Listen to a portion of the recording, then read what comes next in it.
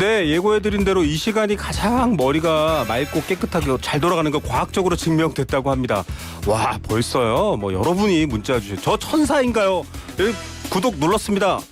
이렇게 하고요. 와티경디. 이렇게 YTN 경제라디오 뭘까요 이거? 예, 이런 좋은 제목도 많이 보내주시네요. 샵 0945번 50원의 유료 문자 계속 보내주시고요. 자, 과학보다 더 믿고 싶은 분입니다. 미래에셋 자산운용 ETF 컨설팅 본부장을 맡고 계신 최창규 본부장님, 최창규 코치님께 오늘 개미 여러분들에게 희망의 메시지 전해드리겠습니다. 안녕하십니까? 예, 안녕하십니까. 희망의 메시지 전달드리도록 하겠습니다. 아니, 본부장님 진짜 이 시간에 머리 잘 돌아가나요? 이 시간에는 자면서 깬 지 얼마 안 돼가지고요. 네. 저도 여러 가지 생각이 복잡합니다. 그렇지만 이렇게 일찍 깨어나서 일찍 준비한다는 것 자체가 네. 우리가 오늘 증시를 대비할 수 있는 여유가 생기는 거죠. 예, 그렇군요. 어쨌든 네. 잘 돌아간다라고 저희가 강제로 해석하겠습니다. 아니, 뉴욕 네. 증시 상황은 약간 알파벳 실적과 어긋나는 것 같고요. 약간 혼조세예요.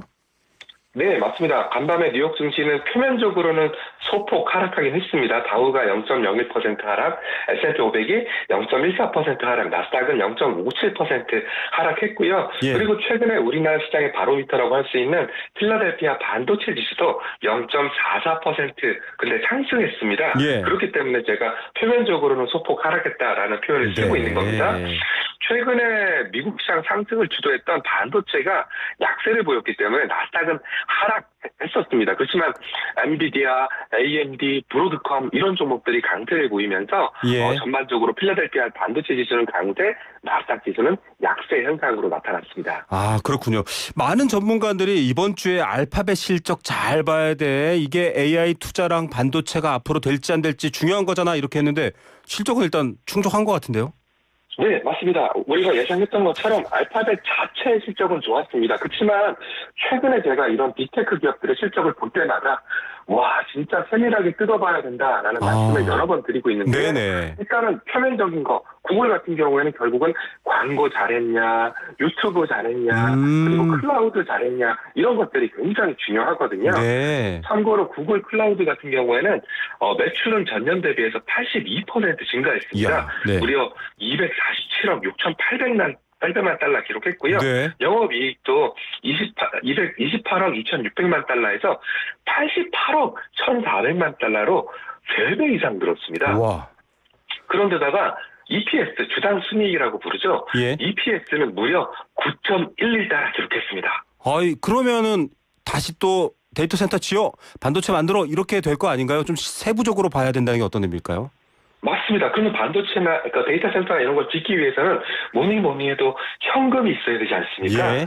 그래서 일단 시장에서 바라보는 시선은 뭐냐 하면 그래 알았어. 너 이 정도 실적 좋은 건 아는데 현금이 얼마나 있어? 그리고 앞으로 자본적 지출 얼마나 발생시킬 거야? 네. 캐펙스 투자 얼마나 할 거야? 이게 가장 핵심인데 네. 시장에서는 2분기 자본 지출이 442억 달러 예상하고 있었거든요. 예.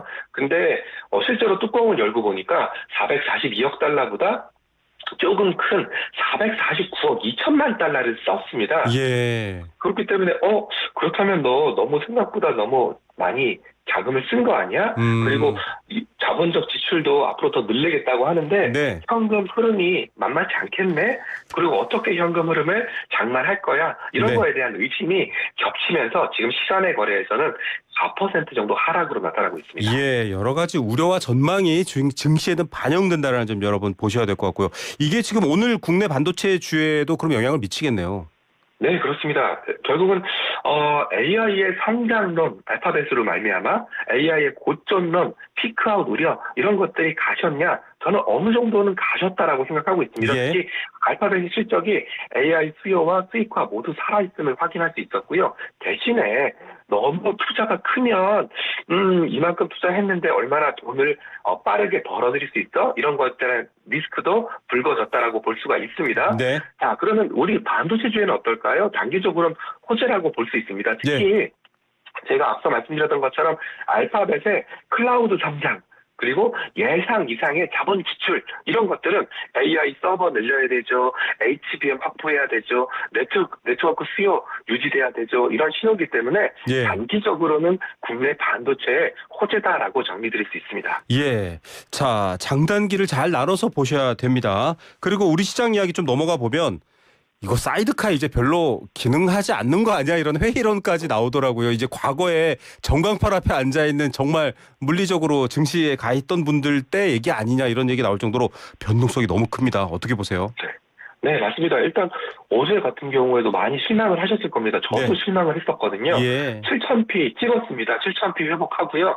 매수 사이드카 여기까지는 굉장히 좋았는데요. 네. 확실히 최근에 투자자분들께서 많이 다치신 분들이 많이 계신 것 같습니다. 네. 다쳤다라는 표현을 써서 너무 죄송하긴 하지만 네. 손실의 폭이 컸던 분들이 좀 많았던 것 같습니다. 이런 네. 분들 입장에서는 7,000선에 도달하니까 드디어 나의 손실이 어느 정도 줄어들었네라고 생각을 하면서 예. 좀 손절매를 과감하게 하는 투자자분들이 그렇죠. 좀 많아졌다라고 볼 수가 있고요. 예.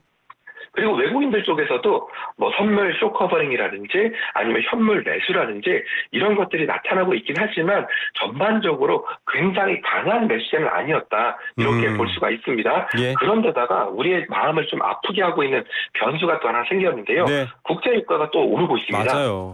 예, 국제유가가 오르고 있다는 얘기는 물가 상승 압력으로 작용할 수밖에 없고요. 네. 물가 상승 압력이 작용한다면 미국에서 금리 인상에 나설 수밖에 없기 때문에 이런 매크로 변수도 부담으로 작용했었습니다. 예, 아니 뭐 모건 스탠리 같은 데도요. 이제 3전 닉스 비중 축소해라고 해놓고는 막 사들여서 어제 기대했던 분들 근데 내가 잃어보니까 너무 겁나 이래서 되파는 상황 이런 것들이 좀 시장을 묶어놓고 다시 주저앉혔다 이런 얘기인 것 같습니다.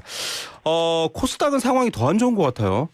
네, 아무래도 코스닥은 좀 수급적인 모멘텀도 약할 뿐더러 펀더멘탈, 즉 돈을 벌고 있는 코스닥 기업들이 그렇게 많지가 않거든요. 예. 그래서 밸류에이션 측면에서 본다면 코스닥은 그렇게 싸 보이지 않다 이런 얘기를 좀 많이 하고 있습니다. 예. 특히나 코스닥이 더 약했던 이유는 코스닥은 쉽게 설명하면 바이오, 2차전지, 소프트웨어, 휴머노이드 로봇, 반도체 소부장 이렇게 구성이 되어 있거든요. 예. 이런 기업들은 결국은 미래 성장 기대가 주가에 더 크게 반영하고 있는데요. 예. 앞서 우리가 잠깐 얘기했던 대로 미국 금리가 네. 굉장히 가파르게 오르면서 성장 기대감이 좀 낮아지고 있다. 즉 매크로 환경이 코스닥 시장 쪽에는 더 안 좋게 작용을 하고 있다라고 볼 수가 있고요. 예. 그리고 어제 현물시장에서는 외국인들의 수급이 들어왔는데 예. 코스닥은 외국인들의 수급이 원활하게 들어오지 않고 있습니다. 이런 수급적인 차이도 코스닥의 소외 현상. 그런데다가 최근에 개인들의 반대 매매가 굉장히 많습니다. 예. 신용거래, 미술거래,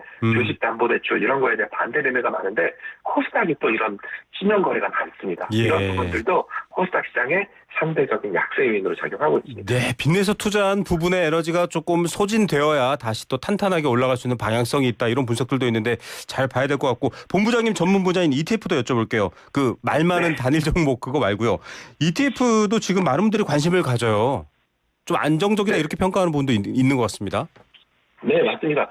그러면 지금 사람들이 많이 의심하고 있습니다. 여태까지는 3전 닉스가 많이 들어가 있는 반도체 ETF, 국내 반도체 ETF가 네. 너무나 좋다라는 부분에 대해서 모두가 동의했었고 상대적으로 거기에 상대적인 매력도가 미국 대표지수 ETF는 좀 떨어졌다 이렇게 생각을 하셨는데요. 네. 최근에 제가 바라다 보니까 미국 대표지수 ETF로 많이 무브하고 있습니다. 예. 그 이유는 뭐 여러 가지 이유가 있을 수 있겠지만 워낙 변동성이 크기 때문에 예. 삼전 하이닉스 ETF가 변동성이 크기 때문에 그런 것 같은데요.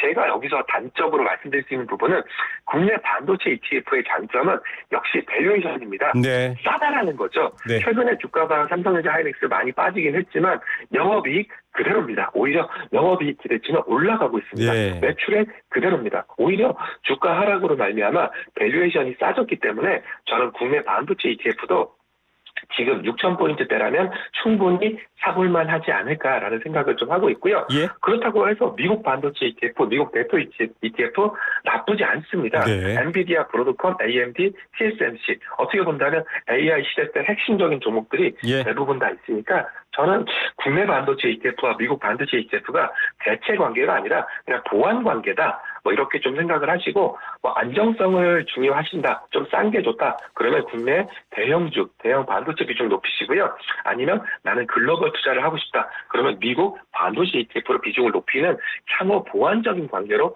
보시는 게 좋습니다. 네, 여러분 영원한 낙원은 없습니다. 시장이거든요. 떨어졌다 올라갔다 하니까 그때그때 잘 판단하시고 장단기 구분 잘 하셔야 될 것 같습니다. 오늘도 역시 이 아침에 아주 명석한 두뇌 같은 현명한 주식 조언 감사합니다. 예, 감사합니다. 네, 미래에셋 자산운용 최창규 본부장이었습니다. 밥 만나는 세상.